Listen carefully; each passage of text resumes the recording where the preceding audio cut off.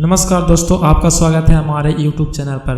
तो आज हम इस वीडियो में जानने वाले हैं सोप यानी साबुन के बारे में। साबुन का इतिहास क्या है, ये कितने तरह के होते हैं, इसका बाज़ार क्या है, भारत में साबुन कैसे आया और इसकी मौजूदगी कहाँ से हमें मिली।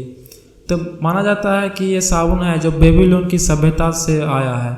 इसका एग्जैक्ट तो नहीं पता है कि साबुन किसने खोज किया, लेकिन इतिहासकार का मानना है कि ये धरती पर 5000 साल पहले आया। बेबीलोन को बाबिल नगर भी हुआ करता था जो आज के बगदाद के पास है। यह मेसोपोटामिया का एक नगर था। वहीं पर खुदाई में पहली बार साबुन जैसी चीज़ मिली। साबुन को पहली बार नहाने के बजाय कपड़े धोने के लिए इस्तेमाल किया गया था। प्राचीन मिस्र में भी इसका इस्तेमाल मिलता है। 2500 साल पहले पुराने द इवर्स पायरस नाम के एक दस्तावेज है, उसमें भी साबुन का जिक्र मिलता है। इसके अनुसार मिस्र में साबुन का इस्तेमाल धुलाई के साथ साथ त्वचा रोगों के इलाज के तौर पर किया जाता था। साबुन को बनाने के लिए एनिमल फैट का भी इस्तेमाल किया जाता था। यूनान और रोम जैसे देश में शरीर पर खूबसूरत ऑलिव ऑयल लगाते थे। इसके बाद अतिरिक्त तेल को शरीर से हटाने के लिए स्ट्रीगिल का इस्तेमाल करते।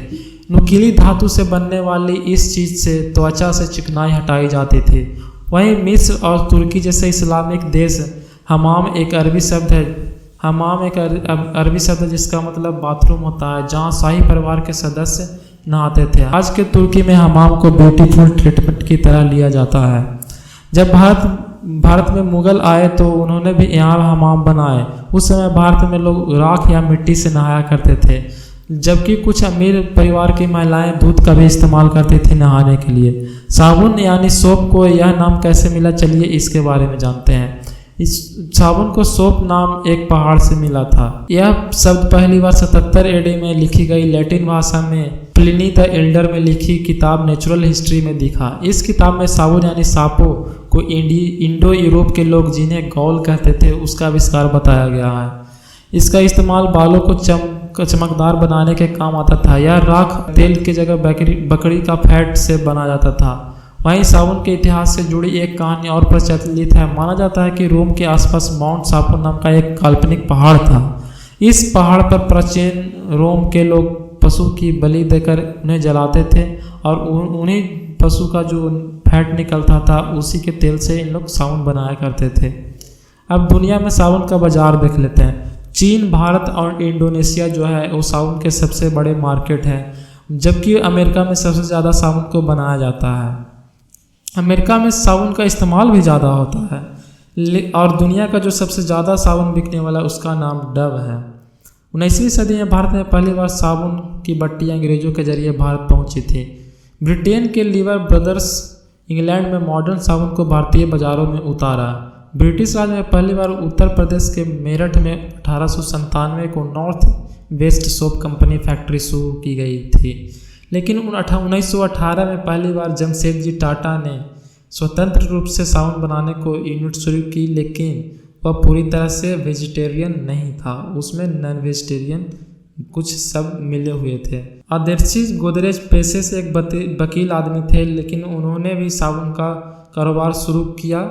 उन्होंने जो साबुन बनाया वो पूरी तरह से वेजिटेरियन था, जिसका प्रचार खुद रविंद्रनाथ टैगोर ने किया और महात्मा गांधी ने भी उनकी सराहना की। अब देख लेते हैं भारत का जो फिगर है वो कुछ सही नहीं है, क्योंकि जो भारत में 64 में से 53 जो साबुन है उसका pH बहुत ज़्यादा होता है।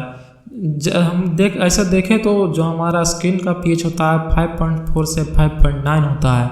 वहीं जो ज़्यादातर साबुन में इंडिया में बिक रहा है उसका pH 9 से 10 है। इसके कारण त्वचा पर बहुत ही खराब असर पड़ता है, इससे इन्फेक्शन भी हो सकती है। कई बार त्वचा पर लाल निशान पड़ने पर भी खुजली हो जाती है।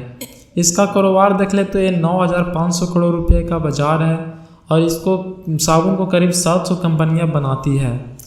भारत में देखा जाए तो ज़्यादातर साबुन इस गाँव में इस्तेमाल होता है और औसतन एक व्यक्ति हर साल 460 ग्राम साबुन लगा जाता है। 70% गाँव वाले साबुन यूज करते हैं, बल्कि 50% शहरी आबादी यूज करते हैं। यहीं पर लिक्विड साबुन से भी कई काम होते थे। 1865 में लिक्विड साबुन का अमेरिका के एक व्यक्ति विलियम शेफर्ड ने पेटेंट कराया। 1898 में बीजे जॉनसन ने पाम और ऑलिव ऑयल से पहला लिक्विड साबुन बनाया। इसी साल बीजेस जॉनसन कंपनी ने पॉलीमलीव बैंड का साबुन लॉन्च किया। लिक्विड साबुन नहाने के साथ ही कपड़े और फर्श बाथरूम धोने के भी काम आते हैं।